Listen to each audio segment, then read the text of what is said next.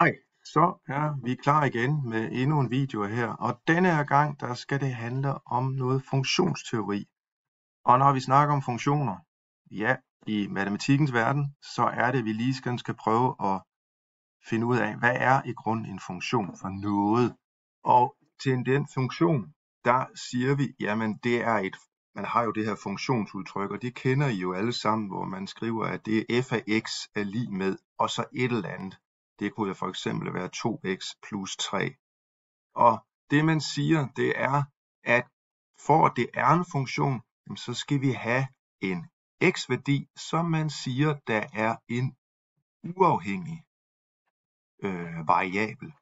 Og så har vi en y-funktion, som jeg skriver hernede, og y-funktionen, det er også den, man kalder f af x-funktionen. Og hvorfor er det, man kalder dem henholdsvis afhængige og uafhængige? Jamen det kan man jo sådan prøve at kigge lidt på her, hvis vi lige prøver at tegne en koordinatsystem, hvor vi jo netop har vores x-værdier hen af x-aksen, sjov nok, og så har vi jo vores y-værdier opad her. Og hvad er det så, vi siger, at x er? Jamen den siger vi, det er en uafhængig variabel. Og uafhængig, det betyder, at den har ikke nogen, den er ikke afhængig af noget som helst. Og det kunne for eksempel herhen, der kunne det jo være tiden, man havde. Og hvis man så kørte med en bestemt hastighed, jamen så kunne man jo sige, heropad, der havde vi jo så antal af kilometer, vi kom ud på, og herhenad, der havde vi så tiden. Og tiden, jamen den går jo uanset hvad. Så den er uafhængig af alt. Mens at den afhængige, kilometerne her, hvor langt vi når ud, jamen det afhænger jo selvfølgelig af, hvor lang tid vi har kørt. Så derfor er der de her to her. Yes. Så for at vi kan kalde det en funktion, så skal vi i hvert fald i den viden, vi bruger her lige tiden, der skal vi have to variabler, og vi kalder dem som regel x og y. Hvad er det for nogle forskellige typer af funktioner, som vi har kigget på her? Og der ved vi i hvert fald forhåbentlig da, at den første, som vi har lært noget om, jamen det er jo den, som vi kalder for den lineære funktion. Og det var den, jeg lige skrev lidt op her på. Og sådan en funktion, det er jo den her, hvor den generelle, den er ax plus b. Og det er sådan en, der sjovt nok er en ret linje, hvor vi havde det her med en hen, så havde vi vores a op, og her der havde vi vores b. Den kan selvfølgelig også være negativ a, og så går den den vej nedad her. Jepsen. Næste punkt, eller næste funktionstype, det er sådan en, vi lige har lært noget om her i 1.G her. Det er jo den, der hedder den eksponentielle funktion her. Og der sagde vi jo, at vi havde et funktionsudtryk, der hed b gange med a opløftet i x'ene.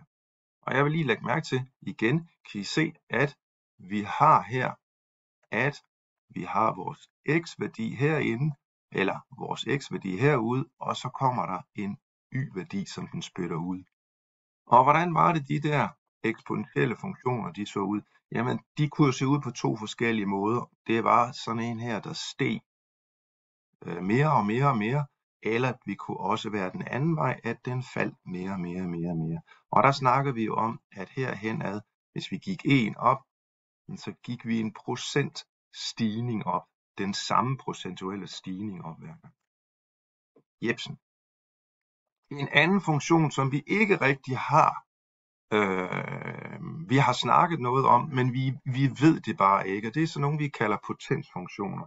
Og det kan være i den simpleste form, så kan man sige, at den hedder f af x er lig med x opløftet i a i en eller anden. Og kender vi noget til det? Ja, det gør vi da i hvert fald, fordi vi har jo x opløftet i 2, som er den mest simple andengradsfunktion, vi kender. Ikke?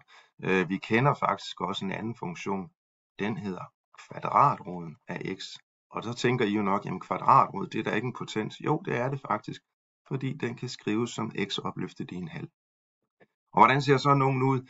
Jamen, de kan se sådan her ud, for eksempel. Det er ikke særlig fint lavet det her. Den kan gå sådan her, hvor den kommer til at snige sig langt med akserne. Den kan også, hvis det for eksempel er den her over kvadratroden, så vil den lave sådan et nummer her. Nok om det. Det næste, vi sådan lige skal prøve at se på, det er endnu en definition. Og det er jo sådan noget med, hvad pokker er det, en definitionsmængde er for noget. Det er et begreb, vi kommer til at stifte bekendtskab med mange gange. Og en definitionsmængde, som man betegner med et dm, og så det her f her, det er jo sådan, hvad funktionen hedder. I det her tilfælde, så siger vi, den hedder f. Og det er alle tilladte x-værdier. Og hvis vi sådan prøver at tænke, hvis vi tænker, jamen tilladte værdier, er alle ikke tilladte? Nej, det er det jo for eksempel ikke. Fordi hvis nu vi prøver at kigge på den funktion, vi lige havde for lidt siden, der hed f af x er lig med kvadratroden af x, jamen der ved vi jo, at x den skal være større end eller lig med 0. Så her, der har vi en definitionsmængde, hvor x skal være større end, fordi vi kan ikke tage kvadratroden af et negativt tal. Yes. Så det er altså, hvis vi sådan prøver igen lige hurtigt at tegne vores koordinatsystem, så alle de ting, eller de definitionsmængden, det er sådan set alle dem her, der er hen af vores x-akse. Det er de x-værdier, vi må have lov at bruge. Så har vi også et andet begreb, der hedder definitionsmængden, og det er jo sådan set bare, hvis jeg må have lov at sige sådan, det er, jamen hvor vi førhen snakkede om hvad for nogle x-værdier vi måtte bruge, jamen så er det her, at vi kan se, hvad er det så for nogle y-værdier, der bliver spyttet ud. Så det er altså alle de værdier, der er ned ad y-aksen. Og så kan vi jo igen vende tilbage til vores lille funktion fra før, f af x er lig med kvadratroden af x. Der fik vi jo i hvert fald at vide for lidt siden, at definitionsmængden, de skulle være alle positive x-værdier, og 0 måtte også godt være med. Men hvad så med definitionsmængden? Jamen der ved vi jo,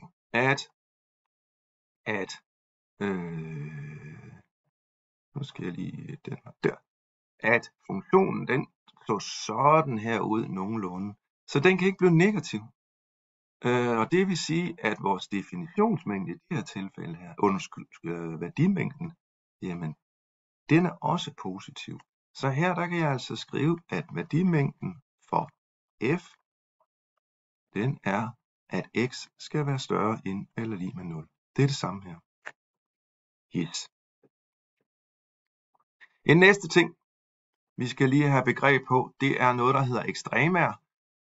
Det er også det, som vi nogle gange kalder toppunkter. Og inden for ekstremaer, der snakker vi lidt om globale og lokale. Og I skal bare sådan tænke på det, at globalt, hvad er det der for et ord? Globalt, jamen det er jo bare det hele. Altså når vi tænker på den globale verden, og så har vi et andet udtryk, der hedder den lokale. Altså der skal I også bare sådan tænke lokalt, det er jo det, der er tæt på os, ikke også? Og det er sådan set, hvis vi prøver at kigge på ekstremerne, så kan vi både snakke om et globalt minimum og et globalt maksimum. Og det er jo sådan set bare, at for en eller anden x-værdi, som jeg nu kalder xi, det er en tilfældig en, gælder, at funktionsværdien er mindre end eller lig alle andre i definitionsmængden. Læg mærke til det. Og jeg skal nok komme tilbage til, hvorfor der står, at det er definitionsmængden. Og der har vi et globalt minimum. Hvis den er det mindste af alle sammen, og så kan vi jo bare vende den om og sige, hvad er et globalt maksimum? Jamen det er jo sjovt nok akkurat det samme, bare at funktionsværdien den skal være større end eller lig andre, også i den her definitionsmængde. Det lokale, jeg lader dem lige stå her, så vi kan sammenligne det, det er, jeg har nærmest bare kopieret teksten herover, fordi det er også bare, at funktionen skal være mindre end, men det skal være i et interval, hvor den er den mindste.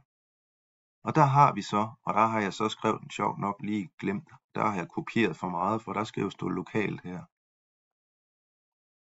Og det samme, det gør sig gældende hernede, der skal jo sjovt nok også stå lokalt her. Det beklager jeg lige. Godt så. Hvordan er det så? Jo, men hvis vi prøver at se på den her lille simple funktion her, så kan I se, at hvad er der? Jo, men jeg kan se, at her, der har jeg et vi tager lige maksimum. Her, der kan jeg se, at jeg har et maksimum. Og det her maksimum, det kalder jeg et lokalt. Fordi det er maksimum inden for eksempel, at x vi har et interval her, i det her område her, hvor x-værdierne er herinde, der er det største. Men af alle maksimum, så kan vi se, der er sgu en herovre, der er den største af dem alle sammen. Så den kalder vi altså en global. Et globalt maksimum. Ja. Jeg vil lige prøve at komme med et hurtigt eksempel her. Det er noget med en indhegning, hvor vi siger, at indhegningen, den skal være på i alt 8. Og I må selv bestemme, om det skal være 8 cm eller 8 meter. Det er bare det. Og så siger vi så, jamen, den skal altså hele vejen rundt her, der skal der være en længde på 8. Og det vil sige, hvis nu jeg sætter den her til at være en længde på x, jamen så må den herovre, den må jo have en længde på 4 minus x. Og så kan I jo lige overveje hvorfor. Og det vil sige, at hvis jeg skal have areal af den der, så vil jeg jo kunne få det, man kalder en arealfunktion, som hedder x gange med 4 minus x. Og hvis jeg ganger den ud, så kommer der jo til at stå minus x i anden plus 4x. Og her der kan jeg jo se, at a, den er lig med minus 1, og b er lig med 4, og c er lig med 0. Jeg kan jo se, jeg har jo en andengradsfunktion her. Jamen det vil sige, at mit b, mit toppunkt for x-værdien, det var noget med, at det var jo minus b, det var 4. Og så minus 4 divideret med 2 gange a, som var minus 1. Og det vil sige, så står der jo minus 4 divideret med minus 2. Det giver lige med 2. Og hvad betyder det?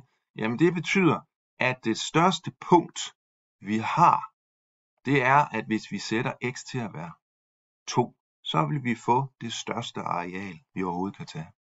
Jamen hvor stor vil det areal så være? Jamen det må jo så være vores toppunkt på y-værdien, der kan fortælle os det. Og hvordan var det lige den var? Jamen det var noget med minus d divideret med minus 4a. Og d, diskriminanten, det var jo den, der hed b i anden minus 4 gange a gange c. Og der kan jeg jo se, at det derovre, det giver jo, da c er 0, så bliver hele det her jo 0. Så der står jo 4 i anden, og hvad var det 4 det var? Det var 16. Og så skal der et minus på, og så divideret med 4a. Og a, det var minus 1, så der kommer til at stå minus 4. Det var altså vores toppunkt på y-værdien. Og det kan jeg se, der giver 4. Og så kan vi jo se, hvis jeg lige prøver at køre lidt længere ned, så har jeg faktisk tegnet den her funktion her, som hed f af x er lig med minus x i anden plus 4x.